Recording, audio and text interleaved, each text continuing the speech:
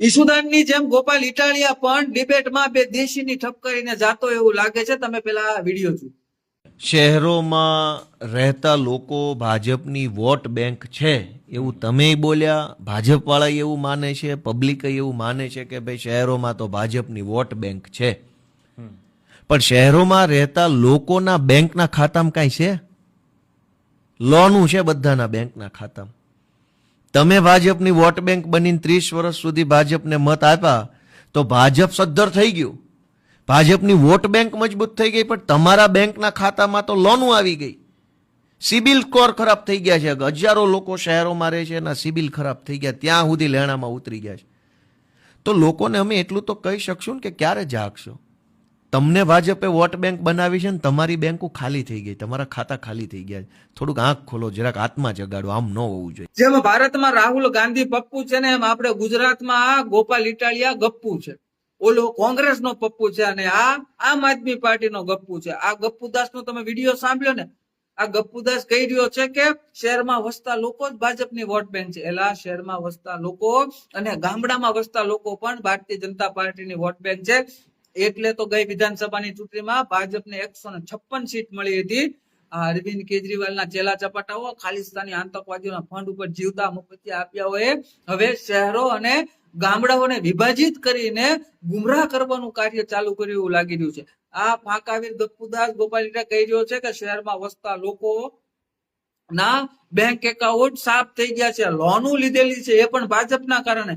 એટલે મુફતિયા આપ્યા, આમાં ભાજપનો વાક ક્યાંથી આવ્યો? તો આનો મતલબ એવો થયો ને કે પંજાબની અંદર આમ આદમી પાર્ટીની સરકાર છે, તો ત્યાંના કોઈ લોકોએ લોન જ નહીં લીધી હોય, તો ત્યાંના બધાના એકાઉન્ટ લોનના કારણે સફાસટ થઈ ગયા છે ને, તો એ આમ આદમી પાર્ટીનો વાક ગણાય ને.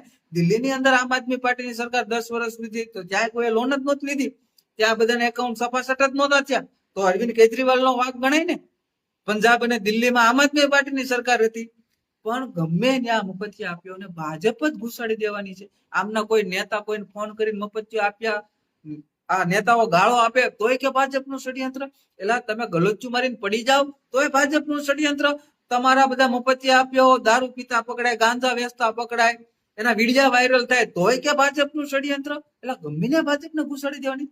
શહેરમાં વસતા લોકો તારે જેટલા મૂર્ખા નથી, એ ખૂબ લાંબા ગાળાનું વિચારતા હોય છે. કોઈ મકાન લેવા લોન લેતા હોય છે, કોઈ 4 વ્હીલર લેવા માટે લોન લેતા હોય છે, અને શહેરના લોકો એવું વિચારતા હોય છે કે 20-22 લાખ રૂપિયાનું મકાન લઈ લઈએ, 6-7 હજાર રૂપિયાના ભાડામાં રહેવું, એના કરતા 3-4 જણા કમાતા હોય તો 5-5 હજાર વધારે નાખી દે એટલે બેંકનો હપ્તો ભરાતો જાય અને 2.5 લાખ રૂપિયાની સરકારની સબસિડી જે મળે છે એનો લાભ મળી જાય. આવું વિચારતા હોય છે. અને ગામડામાં રહેતા લોકો લોન લે છે અને શહેરમાં વસતા લોકો લોન લે છે.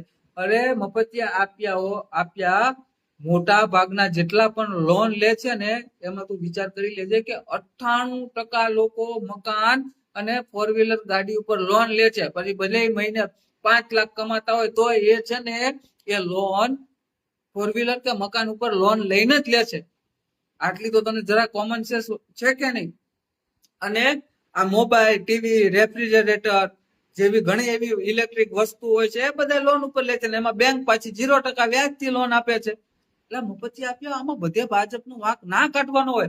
ભાજપનો વાક કાઢવાના બદલે આ તમે દેશી ઠપકારીને જે ડિબેટમાં ફાંકા ફોજદારી કરો છો ને, એમાં ભાજપનો વાક કાઢવાના બદલે જનતાના હિતનું કઈ રીતે કાર્ય કરી શકાય, જનતાને આમ આદમી પાર્ટી કઈ રીતે મદદ કરી શકે, એના ઉપર વજન આપો, એના ઉપર ભાર આપો, તો કદાચ આવનારી ચૂંટણીમાં 2-5 વોટ વધારે મળશે. બાકી સફાસટ જ થઈ જવાના છો. ગુજરાતમાં બિહાર વાળી જ થવાની છે. પણ આ આમ આદમી પાર્ટીના મફતિયા આપ્યાઓ ને શીખ આવે તોય ભાજપના કારણે આવી. આ મફતિયા આપ્યાઓને તાવ આવે તોય ભાજપના કારણે આવ્યું. આ મફતિયા આપ્યાઓને ઝાડા થઈ જાય તોય કે ભાજપના કારણે ઝાડા થઈ ગયા. આ મફતિયા આપ્યાઓ કે ગલોચું મારી જાય તોય કે ભાજપના કારણે ગલોચું મારી ગયા. આમાંય ભાજપનું ષડયંત્ર છે. બધી જગ્યાએ ભાજપને ના ઘુસાડો, મફતિયા આપ્યો, જનતાના હિતનું કાર્ય કરો, તો તમને કઈક મત મળશે. પણ નહીં, અરવિંદ કેજરીવાલના ચેલા ચપાટાઓ છે, ફાંકા ફોજદારી કરવા સિવાય કઈ આવડતું જ નથી, અને જનતાને ગુમરાહ કરી છે. હવે નવું લઈ આવ્યા, શહેર અને ગામડા. એટલે શહેર અને ગામડા ભારતીય જનતા પાર્ટીની વોટ બેંક છે, અને આવનારી ચૂંટણીમાં ભારતીય જનતા પાર્ટીને જીતાડવાની છે.